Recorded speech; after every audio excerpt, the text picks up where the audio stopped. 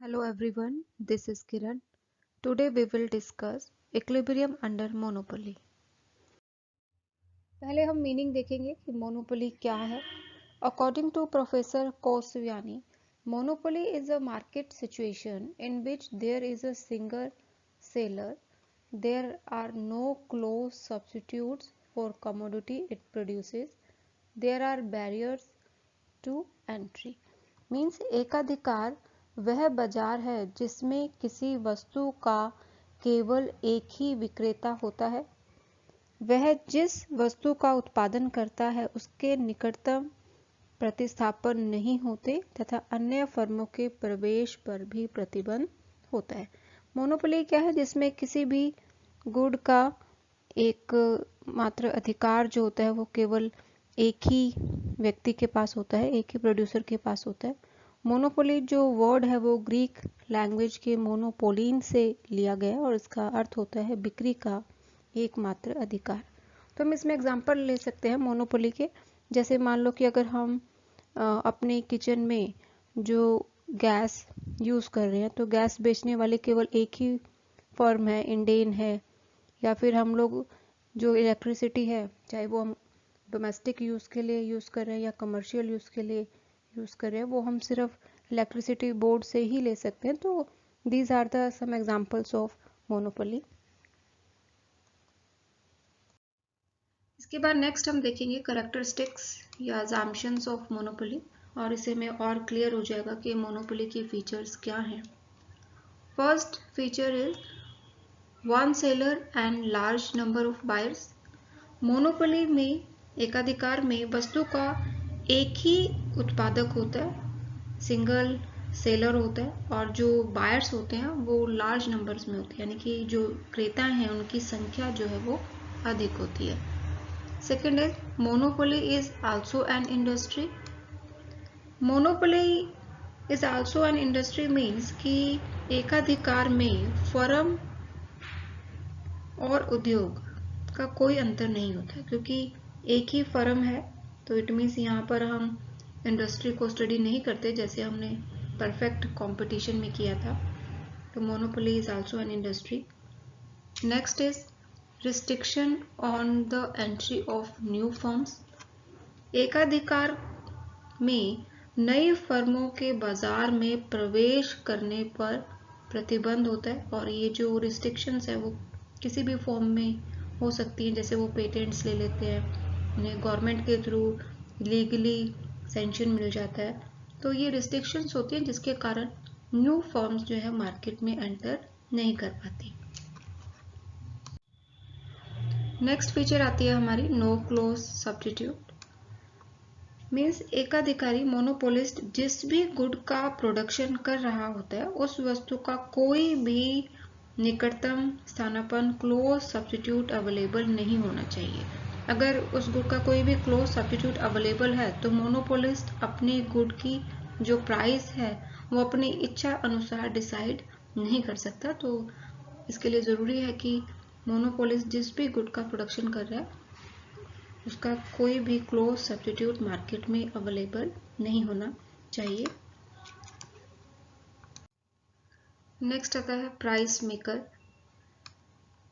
जैसे हमने perfect competition में किया था कि परफेक्ट कंपटीशन में जो फर्म्स होती हैं वो प्राइस टेकर होती है ना कि प्राइस मेकर. लेकिन मोनोपोली में जो मोनोपोलिस्ट है वो अपनी प्राइस को डिसाइड कर सकते हैं क्योंकि सिंगल सेलर है और उसका पूरा कंट्रोल होता है तो वो अपनी मर्जी से प्राइस को डिसाइड कर सकते हैं.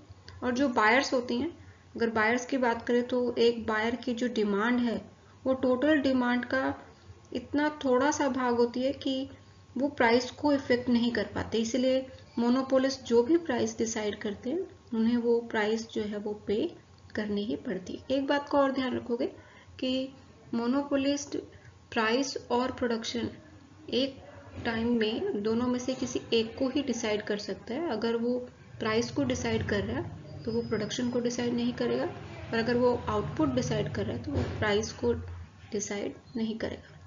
नेक्स्ट आती है हमारी प्राइस डिस्क्रिमिनेशन, कीमत विभेद. अब कीमत विभेद प्राइस डिस्क्रिमिनेशन क्या होता है कि जब मोनोपोलिस्ट सिमिलर गुड की जो प्राइस है वो डिफरेंट कंज्यूमर से डिफर चार्ज करता है, तो उसे हम बोलते हैं प्राइस डिस्क्रिमिनेशन। तो मोनोपोली में प्राइस डिस्क्रिमिनेशन पॉसिबल होता है। नेक्स्ट आता है हमारा एब्सेंस ऑफ सप्लाई कर्व। एकाधिकार की स्थिति में कोई भी पूर्ति बकर सप्लाई कर्व नहीं होता, क्योंकि एकाधिकारी जो मांग है वो सीमांत आय या जो लागत है सीमांत लागत दोनों को ही एक साथ ध्यान में रखकर यह तय करता है कि उसे कितना उत्पादन करना है और उसकी क्या कीमत निर्धारित करनी है। इसलिए ये भी इसकी एक फीचर है कि there is absence of supply curve under monopoly. Next आता है हमारा कॉजेज और सोर्सेज ऑफ मोनोपोली पावर। एकाधिकार शक्ति के कारण या कौन कौन से साधन हैं। फर्स्ट आता है हमारा कंट्रोल ओवर रॉ मटेरियल। देखो, जो एक फर्म का किसी वस्तु के उत्पादन के लिए जो आवश्यक कच्चा माल है, जो नेसेसरी रॉ मटेरियल है, उस पर संपूर्ण रूप से नियंत्रण हो सकता है और इसी नियंत्रण के द्वारा वह उद्योग पर एकाधिकार प्राप्त कर लेते हैं और नई प्रतियोगी जो फर्में हैं उनको उद्योग से बाहर रखने में सफल हो जाते हैं। नेक्स्ट आता है हमारा पेटेंट्स। पेटेंट्स से अभिप्राय किसी उत्पादक प्रोड्यूसर को तकनीक के प्रयोग उसको यूज करने के लिए या किसी गुड के प्रोडक्शन करने के लिए सरकार द्वारा उसे कानूनी रूप से अधिकार दे दिया जाता है और यही अधिकार जो है पेटेंट्स से एक अधिकारी का वह कानूनी अधिकार प्राप्त कर लेता है। फिर नेक्स्ट आता है हमारा गवर्नमेंट पॉलिसी। सरकार द्वारा किसी फर्म को किसी विशेष क्षेत्र में किसी वस्तु या सेवा के उत्पादन का एकमात्र अधिकार दे दिया जाता है और कोई भी दूसरी फर्म बिना गवर्नमेंट लाइसेंस के उस क्षेत्र में प्रवेश नहीं कर सकती। तो इसके हम एग्जांपल ले सकते हैं, जो हमारी पब्लिक यूटिलिटी सर्विसेज हैं, जैसे इलेक्ट्रिसिटी है, गैस है, टेलीफोन है। तो ये इस प्रकार की सर्विसेज है कि अगर कोई दूसरी फर्म इस सेक्टर में एंटर करना चाहती है तो उसे पहले गवर्नमेंट से लाइसेंस लेना पड़ेगा। फिर नेक्स्ट आता है हमारा हिस्टोरिकल और एंट्री लैग। ऐतिहासिक या प्रवेश विलंब।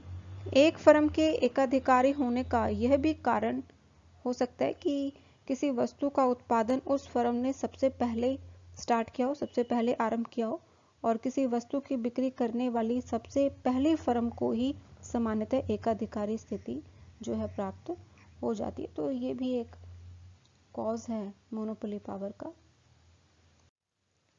नेक्स्ट आता है हमारा लिमिट प्राइसिंग पॉलिसी।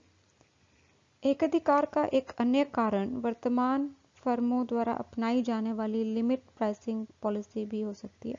ये क्या है लिमिट प्राइसिंग पॉलिसी?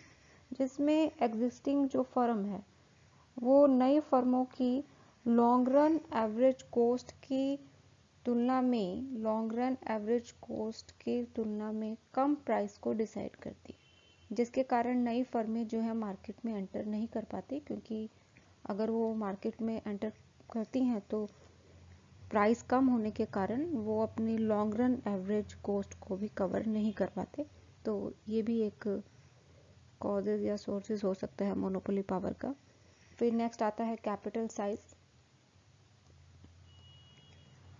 किसी उत्पादन इकाई की स्थापना के लिए बहुत बड़ी मात्रा में कैपिटल की पूंजी की आवश्यकता भी एकाधिकार का कारण हो सकती है और कैपिटल साइज का लार्ज अमाउंट में होना ये भी कई बार जो है नई फर्मों को मार्केट में आने से रोकती है, जिसके कारण नई फर्में जो है मार्केट से बाहर रहती हैं। फिर नेक्स्ट आता है हमारा बिजनेस मर्जर। इसमें एक फर्म अपने राइवल्स के साथ, प्रतिद्वंदियों के साथ मिलकर एक बिजनेस मर्जर आपस में मर्ज हो जाती हैं और एकाधिकार की अवस्था को प्राप्त कर लेती है। तो these are the some causes or sources of monopoly power. Next हम करेंगे determination of price and output under monopoly. यहाँ पर दो अप्रोचेस को हम डिस्कस करेंगे, total revenue and total cost approach, and second marginal revenue and marginal cost approach. तो पहले हम total revenue and total cost approach को देखते हैं। कोई एक अधिकारी जो है वस्तु की उस मात्रा को बेचकर अधिकतम लाभ प्राप्त कर सकता है जहां पर उसके टोटल रिवेन्यू और टोटल कोस्ट का डिफरेंस सबसे ज़्यादा होगा। तो इसे हम एक डायग्राम से देखते हैं। ओ एक्स एक्सिस पर हमने आउटपुट लिया और ओ वाई एक्सिस पर revenue and cost. T R जो है टोटल रिवेन्यू कर्व को शो कर रहा है और ये जो कर्व है टी सी ये है total cost curve, T P is total profit curve. Total cost curve जो है वो ओरिजिन से स्टार्ट ना होकर ओपी से यहाँ से ऊपर से स्टार्ट हो रही है। इट मीन्स कि ये जो ओपी है यहाँ पर फर्मों को फिक्स्ड कोस्ट को बियर करना पड़ता है। हम लोगों ने कोस्ट वाले चैप्टर में किया था कि फिक्स्ड कोस्ट जिसका प्रोडक्शन के साथ कोई रिलेशन नहीं होता, अगर प्रोड्यूसर अपना आउटपुट बंद भी कर दे, प्रोडक्शन अगर बंद भी कर दे, तो भी उसे फिक्स्ड कोस्ट को बियर करना पड़ता है। टोटल प्रॉफिट कर्व ये नेगेटिव है, पहले आर से स्टार्ट हो रही है कि जब हमारा आउटपुट ज़ीरो है, जब हमारा आउटपुट ज़ीरो है ये, तो यहाँ पर टोटल प्रॉफिट जो नेगेटिव है वो आर। फिर जैसे जैसे हमारा आउटपुट बढ़ता है ओ क्यू इस तरीके से, तो हमारा टोटल प्रॉफिट कर्व भी धीरे धीरे बढ़ता है और यहाँ पर ई पॉइंट पर मैक्सिमम हो जाता है और ई पॉइंट के बाद फिर ये डाउनवर्ड स्लोप हो जाता है, कम होने स्टार्ट हो जाता है, फिर ज़ीरो हो जाता है, देन अगेन नेगेटिव। अब एकाधिकारी जो है अधिकतम लाभ प्राप्त करने के लिए जो भी हमने बात की कि वो कहाँ पर प्रोडक्शन करेगा, जहाँ पर फर्म के total revenue and total coast का डिफरेंस जो है सबसे ज़्यादा होगा। तो वो हम यहाँ पर इस एरिया में देख सकते हैं कि ए बी ये जो एरिया है यहाँ पर total revenue and total coast का डिफरेंस सबसे ज़्यादा है, तो वो कितना आउटपुट करेगा ओ क्यू, और यहाँ पर फर्म को मैक्सिमम प्रॉफिट मिलेंगे। और यहाँ से भी चेक कर सकते हो कि टोटल प्रॉफिट जो है यहाँ मैक्सिमम है ई पॉइंट पर, तो फर्म जो है ओ क्यू आउटपुट करेगा और मैक्सिमम प्रॉफिट अर्न करेंगे। एम एंड एन ये no loss no profit point है, ब्रेक इवन पॉइंट जिसे हम कहते हैं। एम और एन पॉइंट पर टी आर और टी सी जो है वो बराबर है। इसके बाद सेकंड अप्रोच आती है हमारी marginal revenue and marginal cost approach. एक बात का ध्यान रखोगे कि मोनोपोली में जो डिमांड कर्व और हमारा मार्जिनल रिवेन्यू कर्व होता है वो इस तरीके से डाउनवर्ड स्लोप होते हैं, ये जो हम डायग्राम में देख रहे हैं।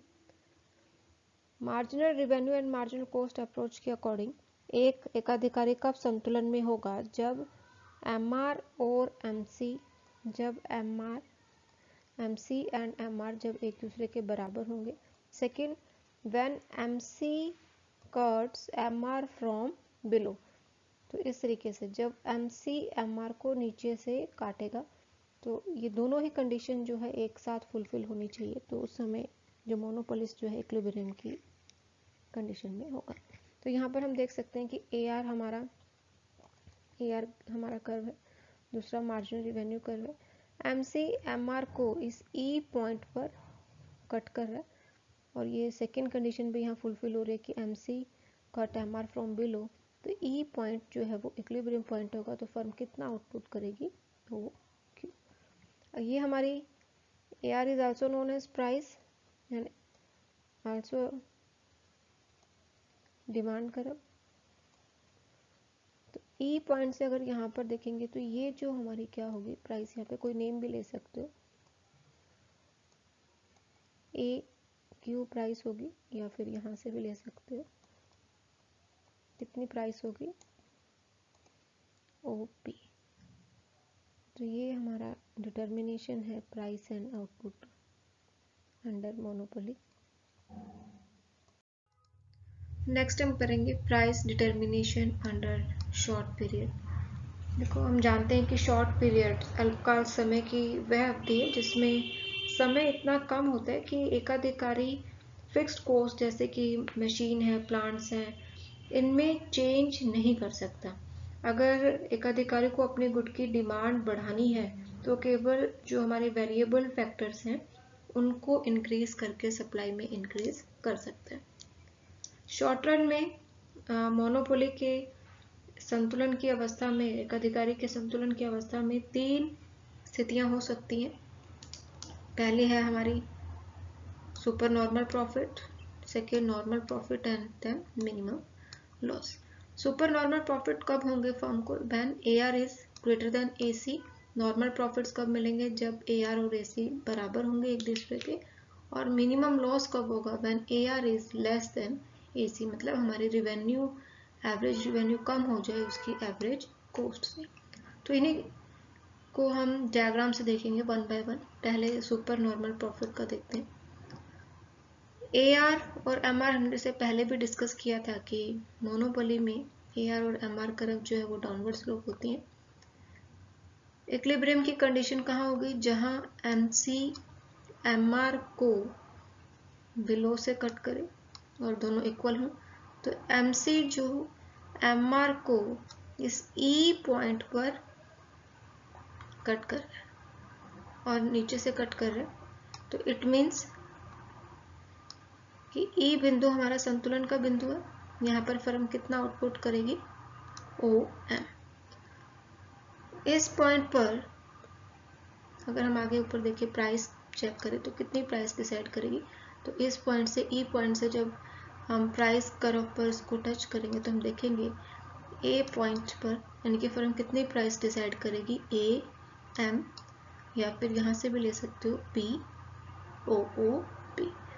अब फर्मों को सुपर नॉर्मल प्रॉफिट्स कब होंगे? When AR is greater than AC। AR तो ऑलरेडी हमारे पास है, AC को हमें ड्रॉ करना है। तो जब AC को ड्रॉ करेंगे तो हम इस ये जो हमारी कर्व थी आउटपुट वाली और जो प्राइस भी डिसाइड कर रही है, तो यहाँ पर AC को U शेप की हमारी AC कर्व होती है। हमने कॉस्ट वाले चैप्टर में ये सब किया है पहले। तो इस तरीके से हम AC को ड्रॉ कर देंगे। तो ये B पॉइंट पर यहाँ पे कट करें। तो यहाँ से हम चेक कर सकते हैं कि AR हमारी एवरेज रिवेन्यू क्या है? AM। और एवरेज कॉस्ट क्या है हमारी? BM। तो it means A, B, C, P ये फर्मों के क्या होंगे? Super normal profits. इसके बाद नॉर्मल प्रॉफिट्स आते हैं। सेम हमारी पहले इक्विलिब्रियम कंडीशन कहाँ होगी? Where MC is equal to MR and second MC cut MR from below। तो यहाँ पर E point same equilibrium point है हमारा, तो हम कितना आउटपुट करेगी? OM। और प्राइस कितनी लेगी? AM या OP। AC जब AR के इक्वल होगी तब फर्मों को नॉर्मल प्रॉफिट्स मिलेंगे। तो जब AC को ड्रॉ करोगे तो ये हमारा जो A पॉइंट है, इसी पॉइंट पर इसको टच करना है। तो हम देखेंगे कि हमारी एवरेज रिवेन्यू का ये जो कर्व है,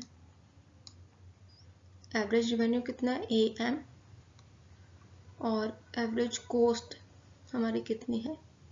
AM। It means average cost और एवरेज रिवेन्यू एक दूसरे के इक्वल हैं। तो A पॉइंट पर फर्मों को नॉर्मल प्रॉफिट्स मिलेंगे। इसके बाद आता है मिनिमम लॉस। मिनिमम लॉस कब होगा? When AR is less than AC।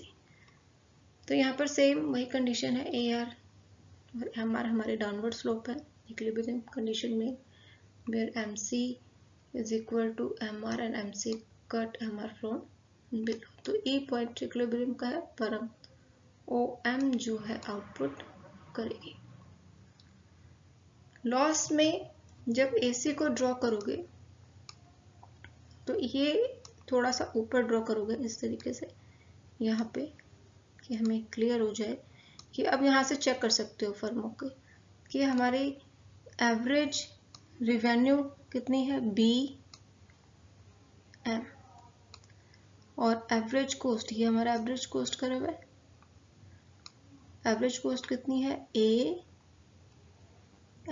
तो it means average cost is greater than average revenue, तो ए बी पी P1 जो है फर्मों के लॉस होते हैं। अब लॉस जब फर्मों को होते हैं तो वो डिसाइड करती है कि उसे अपने प्रोडक्शन को कंटिन्यू रखना है या क्लोज कर देना है, तो ये डिसाइड होता है उसकी एवरेज वेरिएबल कोस्ट। तो इसमें हम एक पॉइंट पढ़ते हैं, shut down point. Shut down point क्या है? Where price is equal to minimum ABC। तो ये शट डाउन पॉइंट है, यानी कि उसकी जो गुड्स की प्राइस है वो एवरेज वेरिएबल कॉस्ट को कवर करती है। तो इस पॉइंट पर वो अपने प्रोडक्शन को कंटिन्यू रखते हैं, क्लोज नहीं करते।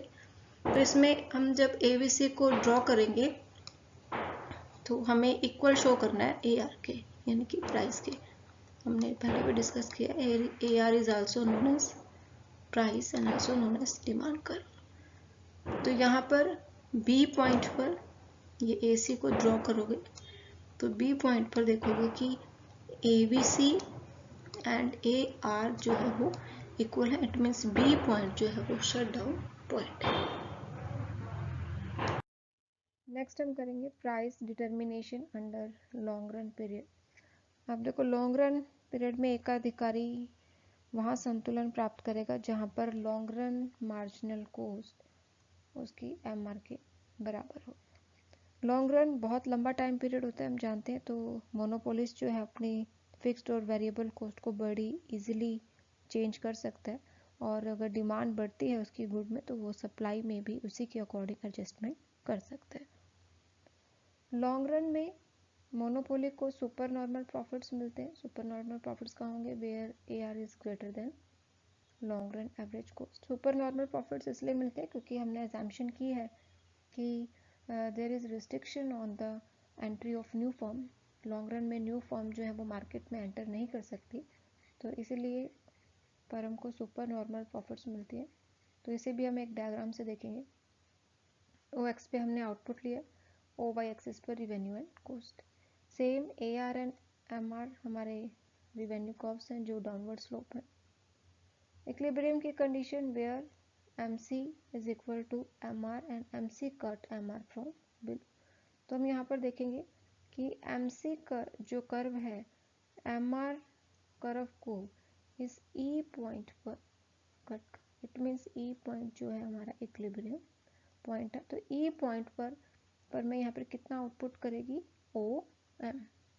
प्राइस अगर देखें तो कितने प्राइस को चार्ज करेगी? तो यहाँ पर एवरेज रिवेन्यू कर्व या प्राइस कर्व से यहाँ पर चेक कर सकते हो। जब इसे हम आगे ऊपर ड्रॉ करेंगे, इसको टच करेंगे AR कर्व पर, प्राइस कर्व पर, तो हम देखेंगे कि प्राइस कितनी चार्ज करेगी, वो AM या फिर O। सुपर नॉर्मल प्रॉफिट्स कहाँ होंगे? जहाँ पर AR ज़्यादा होंगे हमारी long run average cost curve से। तो जब LAC को हम ड्रॉ करेंगे तो इसी लाइन पर यहाँ पर U शेप की हम लोग ड्रॉ करेंगे, तो हम देखेंगे ये B पॉइंट पर इसको टच कर रहे हैं, ये B पॉइंट पर। तो हम यहाँ से चेक कर सकते हैं कि फर्म को सुपर नॉर्मल प्रॉफिट्स है, नॉर्मल है या लॉस हो रहे हैं। तो अगर हम एवरेज रिवेन्यू कर्व पर देखें तो फर्म के AR एवरेज रिवेन्यू कितनी है? AM। और कॉस्ट अगर चेक करें, LAC अगर चेक करें तो ये B पॉइंट है LAC कर्व का, ये B पॉइंट BM। तो it means average revenue greater है उसकी लॉन्ग रन एवरेज कॉस्ट से। तो AB एंड P फर्म के सुपर नॉर्मल प्रॉफिट्स होंगे। नेक्स्ट हम करेंगे मेजर ऑफ मोनोपोली पावर। यहाँ पर हम बेसिकली दो इकोनॉमिस्ट की बात करेंगे, एक लर्नर का मेजर करेंगे और दूसरा बेन्स मेजर करेंगे। पहला हम लर्नर मेजर को देखते हैं। प्रोफेसर लर्नर ने एकाधिकारी शक्ति मोनोपोली पावर को मेजर करने का एक फॉर्मूला दिया था, प्राइस माइनस में मार्जिनल कॉस्ट अपॉन में प्राइस। मीन्स प्राइस और मार्जिनल कॉस्ट का डिफरेंस जितना ज़्यादा होगा मोनोपोली पावर भी उतनी ही ज़्यादा होगी। अगर हम परफेक्ट कंपटीशन की बात करें तो इक्विलिब्रियम की स्थिति में, संतुलन की स्थिति में हम देखते हैं कि कीमत जो है वो सीमांत लागत के बराबर होती है, इसीलिए परफेक्ट कंपटीशन में मोनोपोली पावर 0 होती है। लेकिन अगर हम मोनोपोली की बात करें, एकाधिकार की स्थिति में बात करें, तो एकाधिकार की स्थिति में संतुलन की अवस्था में कीमत सीमांत आय और सीमांत लागत से ज़्यादा होती है, इसीलिए मोनोपोली में जो मोनोपोली पावर है वो 0 से ज़्यादा होती है।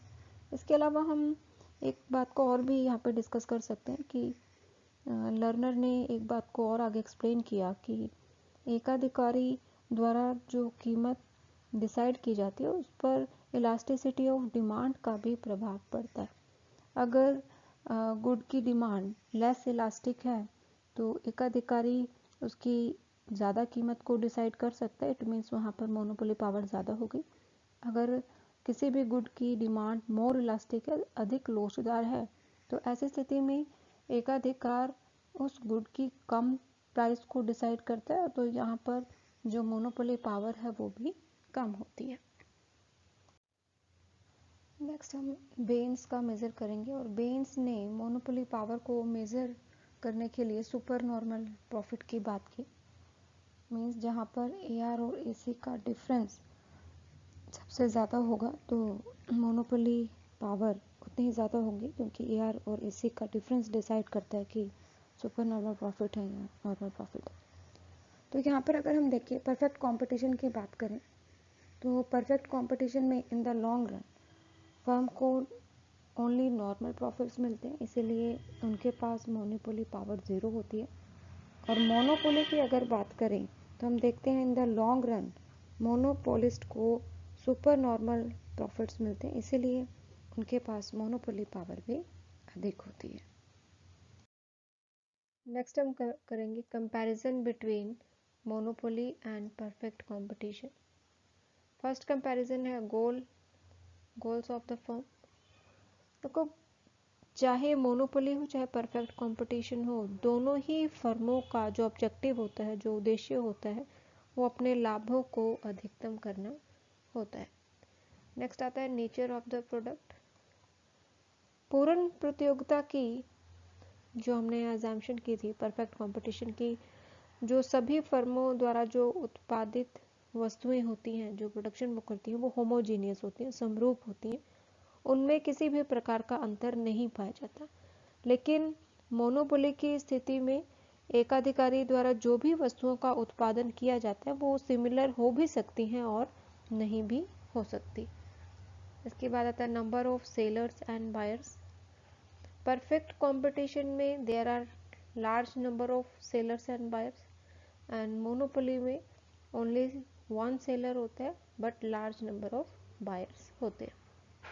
Entry of the new firm.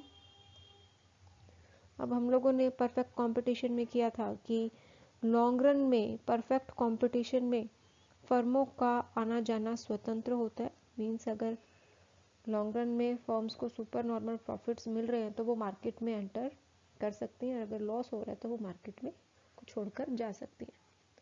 Monopoly में ऐसा नहीं होता, there is restrictions on the entry of new firm. नई फर्मों का मार्केट में एंटर जो है वो नहीं कर सकती, प्रवेश नहीं कर सकती। नेक्स्ट आता है implication regarding shape of the demand curve. इसमें हम डायग्राम से देख सकते हैं यहाँ पर कि परफेक्ट कंपटीशन में जो हमारा डिमांड कर्व AR और MR कर्व होता है वो OX के पैरेलल में होगा, ये जो डायग्राम में शो हो रहा है। और मोनोपोली में, अंडर मोनोपोली, जो हमारे रिवेन्यू कर्व्स होते हैं AR एंड MR, वो इस तरीके से डाउनवर्ड स्लोप होंगे। जो हम डायग्राम में देख रहे हैं AR और MR कर्व जो है वो डाउनवर्ड स्लोप होंगे। परफेक्ट कंपटीशन में AR और MR जो है OX के पैरेलल में होंगे। नेक्स्ट कंपैरिजन आता है हमारा implication regarding decision. Under perfect competition, पूर्ण प्रतियोगिता में, एक फर्म को केवल उत्पादन की मात्रा के संबंध में ही निर्णय लेना होता है। मीन्स उसे सिर्फ यही निर्धारित करना होता है कि इंडस्ट्री ने जो प्राइस डिसाइड की है उस प्राइस पर उसे कितना आउटपुट करना है, कितना उत्पादन करना है, जिससे वो संतुलन की अवस्था में रह सके। परफेक्ट कंपटीशन पर सेलिंग कॉस्ट यानी कि एडवर्टीजमेंट पर भी खर्च करने की कोई आवश्यकता नहीं होती, क्योंकि हमने इसकी अजम्पशन की है कि अंडर परफेक्ट कंपटीशन जो गुड्स होती हैं वो हमारी होमोजीनियस होती है। लेकिन अगर यहाँ पर हम मोनोपोली की बात करें तो अंडर मोनोपोली जो मोनोपोलिस्ट है वो प्रोडक्शन की क्वांटिटी या प्राइस दोनों में से किसी एक को निर्धारित कर सकते हैं, दोनों को एक साथ वो निर्धारित नहीं कर सकता। इसका कारण क्या है? जब वो इनमें से एक को डिसाइड करेगा तो जो दूसरा फैक्टर है, जो दूसरा तत्व है, वो अपने आप ही स्वयं ही निर्धारित हो जाता है। एकाधिकारी को इस बात का भी डर बना रहता है कि कोई नई फर्म उसकी कंपटीशन में ना आ जाए, इसलिए उसे थोड़ा बहुत सेलिंग कॉस्ट पर खर्च करना पड़ता है। इसके अलावा रिसर्च एंड डेवलपमेंट के जो काम है उस पर भी मोनोपोली को काफ़ी जो है एक्सपेंडिचर करना पड़ता है। इसके बाद नेक्स्ट कंपैरिजन आता है हमारा comparison regarding supply. Perfect competition में हम सप्लाई कर्व को फाइंड आउट कर सकते हैं, क्योंकि हमने पढ़ा था इसमें कि परफेक्ट कंपटीशन में जो सभी फर्में हैं एक निश्चित कीमत पर वस्तु की कितनी भी मात्रा को बेच सकती है। मीन्स फर्म में निश्चित कीमत यानी कि जो प्राइस है वो इंडस्ट्री के द्वारा डिसाइड की जाती है, और उसी प्राइस पर परफेक्ट कंपटीशन में जो फर्में हैं वो जितनी चाहे क्वांटिटी को सेल कर सकते हैं। और दूसरा कारण क्या है कि परफेक्ट कंपटीशन में प्राइस डिस्क्रिमिनेशन पॉसिबल नहीं होता।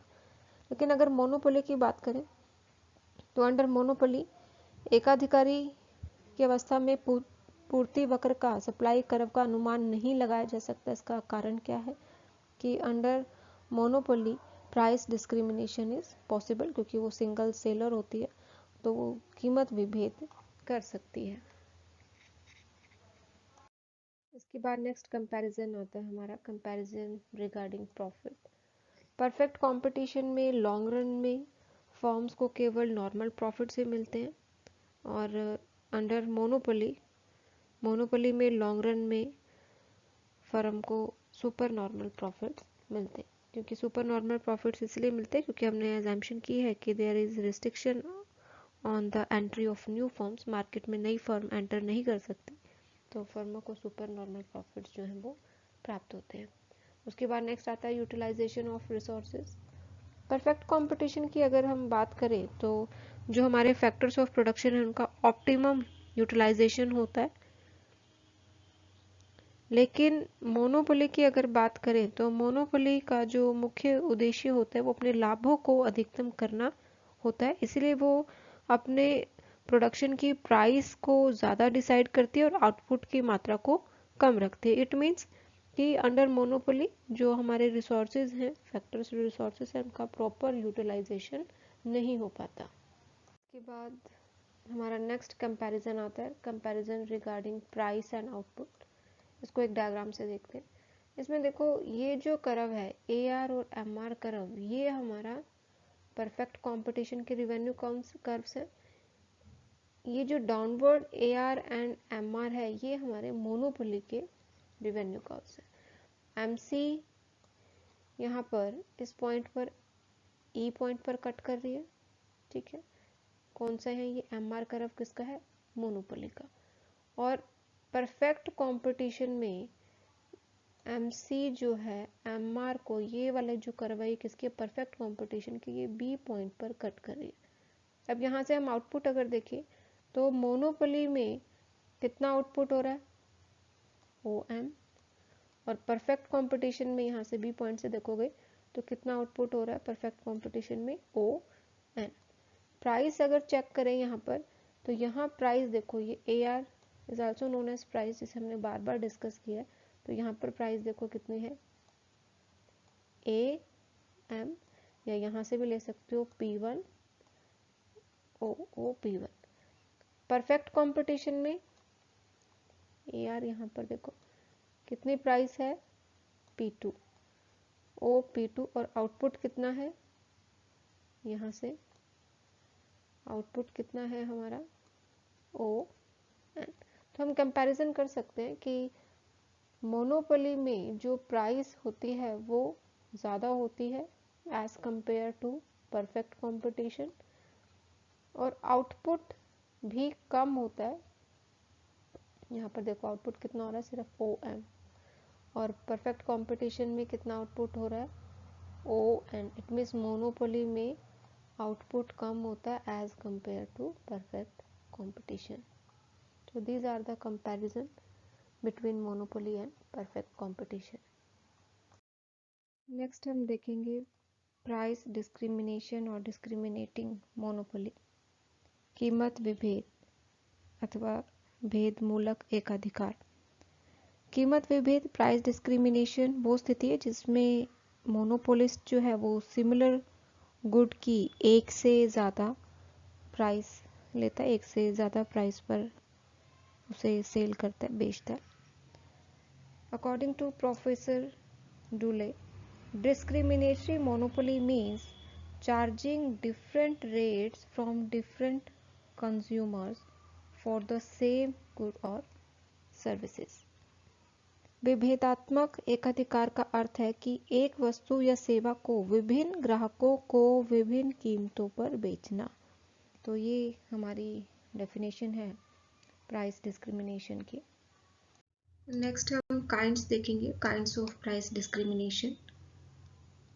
प्राइस डिस्क्रिमिनेशन पर्सनल भी हो सकता है, ज्योग्राफिकल बेस भी हो सकता है, अकॉर्डिंग टू यूज भी हो सकता है, अकॉर्डिंग टू टाइम भी हो सकता है। तो वन बाय वन हम इसे डिस्कस करेंगे। फर्स्ट है personal price discrimination. Personal price discrimination को हम एक एग्जांपल से देख सकते हैं कि जैसे कि डॉक्टर है वो सेम ऑपरेशन के लिए पुअर और रिच पीपल से जब अलग अलग फीस लेता है तो ये पर्सनल प्राइस डिस्क्रिमिनेशन होगा। फिर नेक्स्ट आता है ज्योग्राफिकल प्राइस डिस्क्रिमिनेशन। जब एकाधिकारी एक वस्तु की विभिन्न स्थानों पर विभिन्न कीमत लेते हैं तो उसे हम भौगोलिक कीमत विभेद कहते हैं, ज्योग्राफिकल प्राइस डिस्क्रिमिनेशन कहते हैं। तो इसमें जिस भी स्थान पर वस्तु के प्रतिस्थापन उपलब्ध होते हैं तो वहां पर एकाधिकारी कम कीमत लेते हैं, और जहां पर या जिस स्थान पर वस्तु का कोई क्लोज सब्स्टिट्यूट अवेलेबल नहीं होता तो वहां पर वो ज़्यादा कीमत को चार्ज करते हैं। फिर नेक्स्ट आता है price discrimination according to use.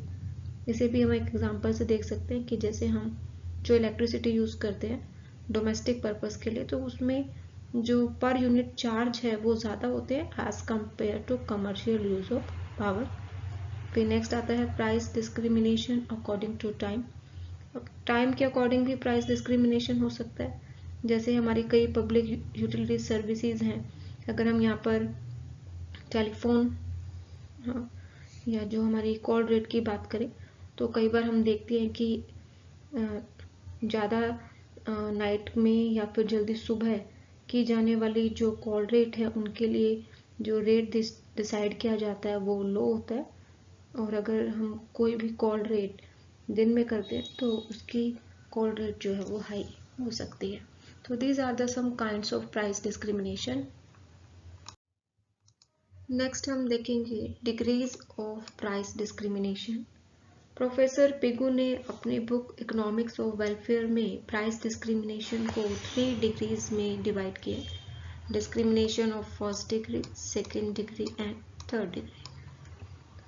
First degree discrimination में जो कंज्यूमर सरप्लस होता है वो ज़ीरो होता है। कंज्यूमर सरप्लस क्या है कि एक कंज्यूमर किसी भी गुड के लिए जो भी प्राइस देने के लिए तैयार होता है और वास्तव में जो वो प्राइस को देता है, जो एक्चुअल में वो पेमेंट करता है, इन दोनों का जो डिफरेंस है वो हमारा कंज्यूमर सरप्लस होता है। तो इसमें नो कंज्यूमर सरप्लस होता है क्योंकि मोनोपोलिस्ट अपने गुड को इस प्रकार से कीमत को वसूल करता है कि जो भी कंज्यूमर उसके लिए जो भी प्राइस देने के लिए रेडी होता है उसको वही प्राइस जो है प्राइस पर जो है वो उसे सेल कर देता है। जैसे एग्जांपल देख सकते हैं कि अगर मान लो कोई भी एक कंज्यूमर किसी एक्स गुड के लिए 40 रुपीज़ देने के लिए रेडी है तो मोनोपोलिस्ट उसे 40 रुपीज़ में ही सेल कर देगा, और अगर कोई बी कंज्यूमर एक्स गुड के लिए 60 रुपीज़ देने के लिए रेडी है तो वो उसे 60 रुपीज़ में ही सेल कर देगा। फिर नेक्स्ट आता है सेकेंड डिग्री का डिस्क्रिमिनेशन। इसमें एक अधिकारी किसी वस्तु को विभिन्न कीमतों पर इस प्रकार से बेचता है कि किसी वस्तु की एक्स कीमत से अधिक कीमत देने के लिए तैयार लोगों को वह एक्स वस्तु की कीमत पर ही बेच दी जाती है, और इसके विपरीत अगर उस वस्तु की एक्स कीमत से कम या वाई की कीमत से अधिक कीमत देने के लिए तैयार है तो वह उस गुड को वाई कीमत पर ही बेच देते हैं। तो इस प्रकार से यहाँ पर हम second degree of price discrimination की बात करते हैं, तो इसमें थोड़ा बहुत जो है वो कंज्यूमर सरप्लस जो है प्राप्त हो जाता है कंज्यूमर को। फिर नेक्स्ट आता है discrimination of the third degree. Third degree में तीसरी श्रेणी में जो एकाधिकारी होते हैं किसी वस्तु की जो कुल बाजार है, जो गुड के लिए जो टोटल मार्केट है उसको ग्रुप्स में डिवाइड कर देते हैं और हर ग्रुप से प्रत्येक समूह से विभिन्न प्राइसेस को चार्ज करते हैं। जैसे एग्जांपल ले सकते हो कि एक अधिकारी जो होम मार्केट में किसी गुड की ज़्यादा कीमत को चार्ज कर सकते हैं, ज़्यादा प्राइस को चार्ज कर सकते हैं, और फॉरेन मार्केट में कम प्राइस को चार्ज कर सकते हैं। तो ये बेसिकली जो थर्ड डिग्री का जो प्राइस डिस्क्रिमिनेशन है ये एक्चुअल में देखने को मिलता है। नेक्स्ट हम देखेंगे कंडीशंस ऑफ प्राइस डिस्क्रिमिनेशन और व्हेन इज इट पॉसिबल। तो इसमें सबसे पहला आता है एक्सिस्टेंस ऑफ मोनोपोली, यानी कि प्राइस डिस्क्रिमिनेशन तभी पॉसिबल होता है जब मोनोपोली हो। ठीक है, फिर नेक्स्ट आता है separate market. One condition necessary for discriminating monopoly is that there must be two or more markets which can be separated and can be keep separate। फिर नेक्स्ट आता है there should be difference in the elasticity of demand, जिसकी हमने पीछे भी discuss किया था कि जो इलास्टिसिटी है डिमांड की वो अलग होनी चाहिए, डिफरेंस होना चाहिए।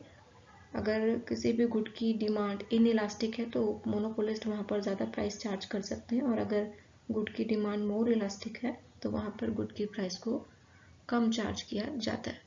फिर नेक्स्ट आता है expenditure in dividing and sub dividing of the market should be minimum production of commodity to order, यानी कि कई बार हम देखते हैं कि अगर हम किसी भी गुड को ऑर्डर पर मंगवाते हैं तो भी प्राइसेस में डिफरेंस देखने को मिलता है। जैसे अगर हम फ्लिपकार्ट से कोई भी गुड को परचेज कर रहे हैं तो वहाँ पर प्राइस डिफर हो सकती है as compare to the other site.